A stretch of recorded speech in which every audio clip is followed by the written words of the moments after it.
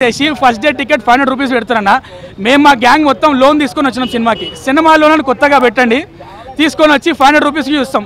Please అన్న rate తగ్గియండి. First day కూడా 250 పెడితే ప్రతి ఒక్కరు చూసుకుంటారు, మిడిల్ క్లాస్ వాళ్ళకి ఎట్లా.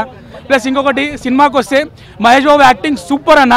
చిన్నప్పటి నుంచి ఇప్పటిదాకా మహేష్ బాబుని ఇట్లా చూడలే. నేను మహేష్ బాబు ఫ్యాన్ అయితే కాదు, కానీ ఈ సినిమాలో మహేష్ బాబు స్వాగ్కి హ్యాట్స్ ఆఫ్ అన్న.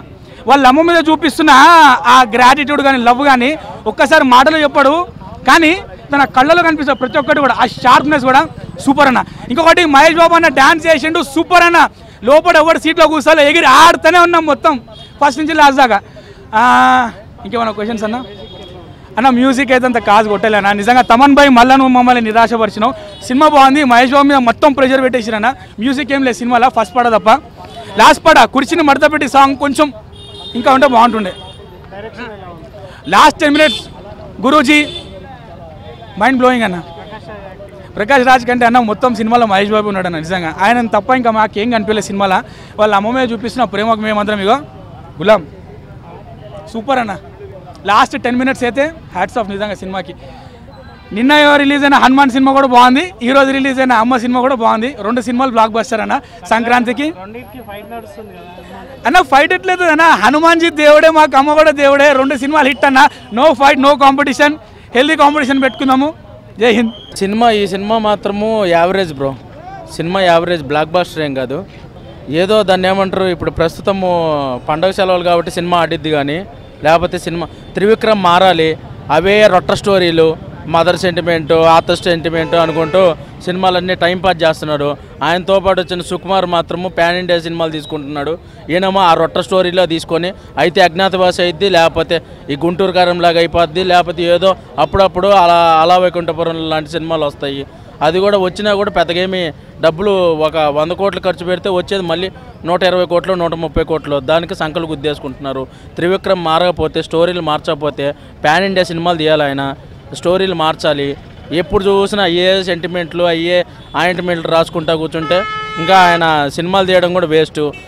ఇప్పుడు పూరి జగన్నాథ్ అలాంటి స్టోరీలే తీసి ఇప్పుడు కొంచెము లోలో ఉన్నారు. అలానే ఈయన కూడా త్రివిక్రమ్ కూడా అలానే అయిపోతాడు. ఇంకా సినిమాలు కూడా ఆయన సినిమాలు కూడా ఆడవు. ఇంకా అయ్యే స్టోరీలు, అదే సెంటిమెంటు.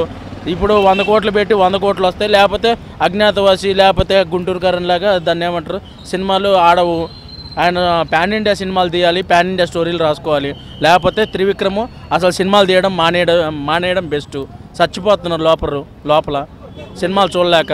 అదే రొట్ట సెంటిమెంటు, అత్త సెంటిమెంట్ అంటాడు, లేకపోతే తల్లి సెంటిమెంట్ అంటాడు. మొన్న అలా వైకుంఠపురంలో మదర్ సెంటిమెంట్ కదా, మళ్ళీ మదర్ సెంటిమెంట్ ఏంటి దీంట్లో? ఈయన పెద్ద రాసేది కొత్త స్టోరీలు రాయండి, లేకపోతే సినిమాలు తీయడం మానేయండి. అజ్ఞాతవాసి తీశాడు, అది కూడా మదర్ సెంటిమెంటే. ఎన్ని సినిమాలు తీస్తారు మదర్ సెంటిమెంట్? అజ్ఞాతవాసి తీశాడు, వైకుంఠపురంలో తీశాడు, ఇప్పుడు మళ్ళీ గుంటూరు కారం అని తీశాడు, రేపు గొడ్డు కారం అని ఇంకో సినిమా తీస్తాడు.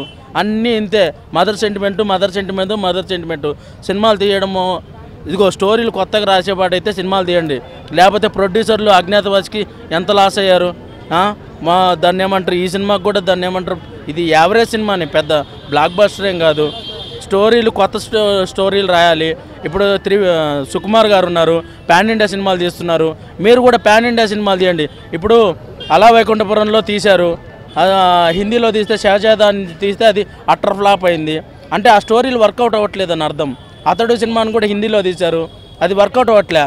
మీరేంటంటే మహేష్ బాబు ఏం చేస్తారండి? ఇప్పుడు డైరెక్టర్ చెప్పినట్టు చేస్తారు, స్టోరీ అక్కడ లేకుండా దాన్ని ఏమంటారు, ఎన్నిసార్లని ఈ మదర్ సెంటిమెంట్ అది ఇస్తాడు.